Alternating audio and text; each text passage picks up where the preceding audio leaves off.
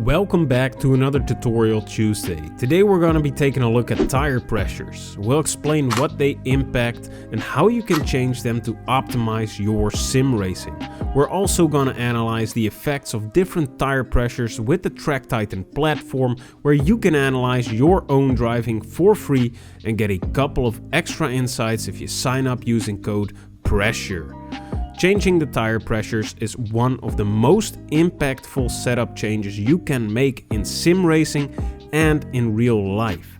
The tires are in most cases the only part of the car that come into contact with the road, which is why they're one of the most important parts of a car's setup ecosystem. Parts like wings and splitters that generate downforce supply the tires with more grip. So if the tires are not set up right, your aero might be working real hard for not much of a benefit. All the components of a setup can be working their butt off, but the tires have to grip the road. And if they aren't set up correctly, your whole setup might fall flat. Besides all this, the tire pressures themselves affect three main things. The first is the amount of grip your tires have. The second is the longevity of your tires, and the third is the temperature of the tires. First off, pressurizing your tires correctly means that they have a sizable contact patch with the road surface that supplies them with a good amount of grip without generating too much friction. If your tires are overinflated, for example, the center of the tire will make the most contact with the road, while the sides are up in the air a little bit. This results in a smaller contact patch that's still carrying the same car, the same weight, which means that the center of the tires will degrade faster than if the degradation was spread out over a larger area of the tire. This means you're more likely to suffer from overheating tires and, in the worst case, a puncture. Now, if your tires are underinflated, they'll have a larger contact patch with the road. Just a little less inflated tires will increase your grip.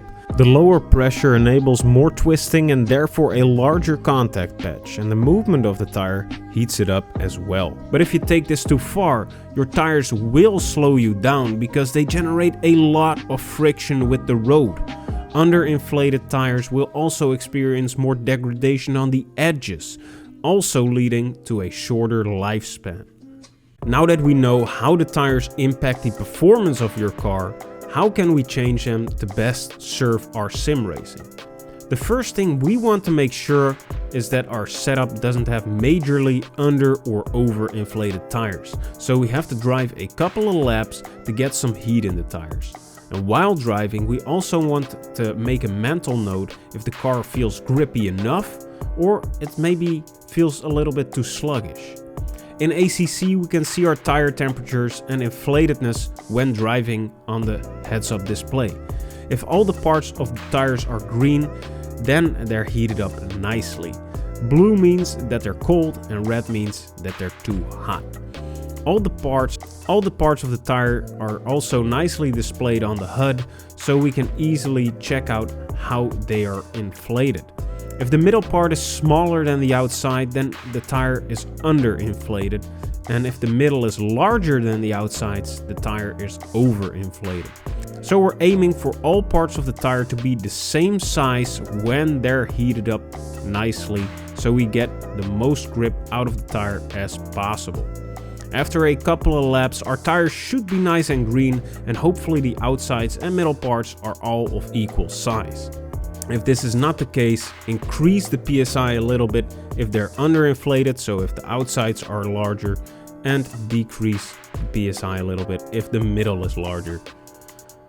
Generally, you'll have a pressure range in which your tires perform optimally, and you can play around with it to give your tires just a little bit of extra grip by lowering the pressure or raising the pressure a little bit to make your car faster on the straights. This brings us nicely to our next point, inflating the tires based on the track you're driving. A general rule of thumb is that a track with longer straights, where top speed matters, requires a little more inflated tires because the friction with the road will be reduced and you'll get more speed out of the car. Now, when you're driving on a circuit where you spend most of your time in corners, you'll want to deflate your tires a little bit to give you just that extra bit of grip. To show you the impact of the tire pressures, we've driven 2 laps at Laguna Seca, both using the exact same standard aggressive setup, but one with higher and one with lower tire pressures. Our orange lap on screen had higher tire pressures while the blue lap had lower tire pressures. We can already see that the fastest orange lap with the higher tire pressures is more than a second slower than the blue lap with lower tire pressures, which is probably because Laguna Seca is a track where grip in corners is way more beneficial than straight line speed.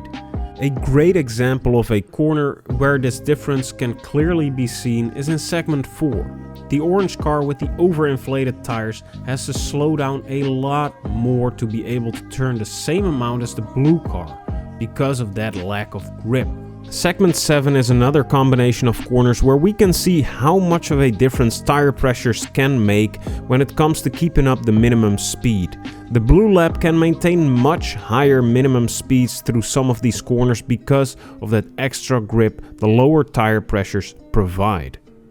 These cars were set up in exactly the same way except for the tire pressures, so you can see how much of a difference this change alone can make. Now today we've taught you the impact of tire pressures, what it affects, and we've shown you how much of a difference tire pressures alone can make. Remember that your tires operate optimally within a certain pressure range, and you can inflate them a little more or a little less depending on the track you're driving. If the track has a ton of corners and grip is important, go with a little lower tire pressure. And if the track has more straights where top speed is more important, go with somewhat higher tire pressures. Too much underinflation will slow you down and makes it hard to keep the tires warm, while too much overinflation will result in less grip and a bigger chance of punctures.